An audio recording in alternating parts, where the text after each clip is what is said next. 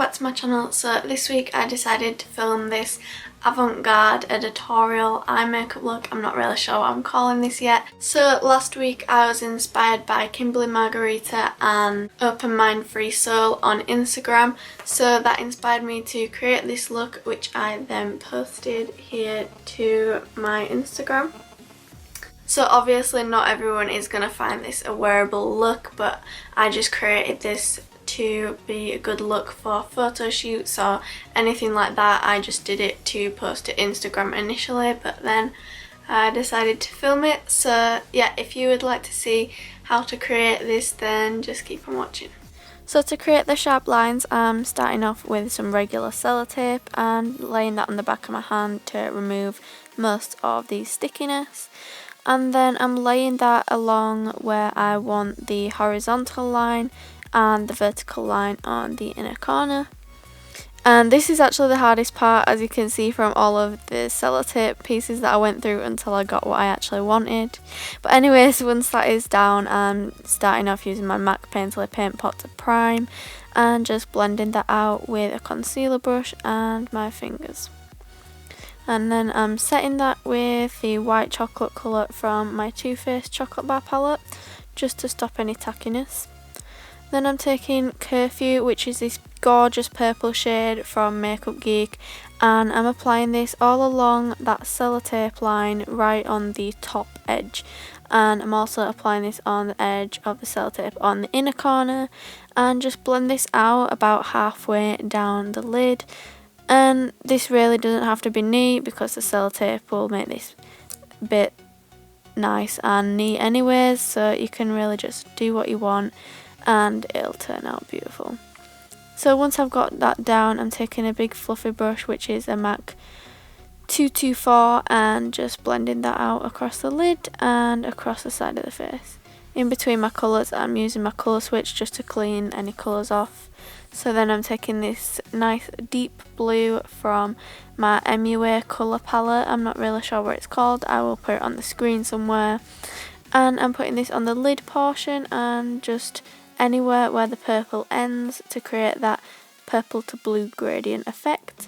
And as always, I'm going back in with that nice fluffy brush and blending out those edges.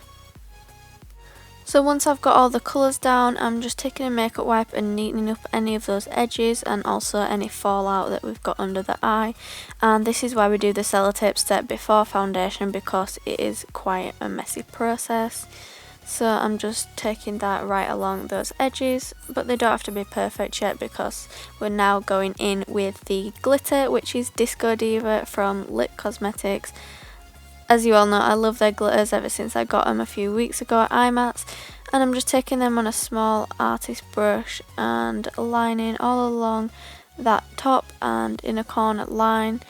Just create this as straight as you possibly can and just go right along there until you get to the tail of your brow. Same applies to the middle, but I'm just following that along there until I get to the bottom of the shadow. And for the brows, I'm using Maybelline Dark Brown Brow Drama Brow Mascara, whatever you want to call it. I'm just using this for a bit of colour because I don't want to do my brows, fill them in or anything, because that would take away from the eyeshadow, which is our main focus. For the lashes, I'm using these massive lashes, which are Vegas Nail Grand Glamour. I love these. These are so fluffy and very inexpensive. You can get them at the drugstore. I'm just doing my foundation off camera, and then I'm going in with my MAC Give Me Sun on my MAC 135 brush. And as always, I'm just bronzing the face and just the cheeks and the edges. And for the foundation, I decided to go with something light so you can still see my freckles through there, so it doesn't take away from the eye. And for my contour, as always, I'm using my Illamasqua Heroine eyeshadow on my MAC 168 angled contour blush brush thing, whatever you want to call it, and my Zoeva Luxe crease brush for the nose. For my highlight, as always, I'm using a base, which is Benefit High Beam, but you can use one which is suited to your skin tone. Benefit What's Up would be a good one for deeper skin tones. And I'm just placing this on the cheekbones, the nose and the cupid's bow, anywhere where I'm planning on placing my powder highlight, and then I'm just tapping that out with the finger. And also when you're tapping this out, you just want to be very gentle and use a very light touch so that you don't disturb any of the foundation placement underneath this, and it'll prevent the foundation from separating. So for my powder highlight, as always, I'm using my Mary Luminizer by The Balm. I absolutely love this highlighter. It just makes the skin look so flawless and dewy, and it's really beautiful. And I'm using my Morphe M501 brush and just popping that everywhere that I put the highlight base. And for the nose and the cupid's bow, which are smaller areas, I'm just using the tip of my finger. For lip liner, I'm using NYX Nude Retractable Lip Liner, and I'm really loving this lip liner lately. I feel like it's very natural looking and it would just go with basically any nude lipstick. So I'm just lining my lips with this because I didn't want a very deep or bright colour to distract from the eye again. Then taking my NYX Butter Gloss in Madeline, and I'm just filling in the lips with this. And again, I didn't want anything too bright to take away from the focal point of the eye.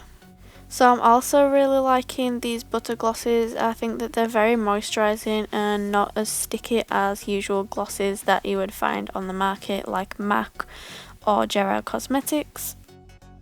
That is it, guys. Thank you so much for watching, and as always, don't forget to like this video if you enjoyed it, subscribe to my channel and check out my other videos.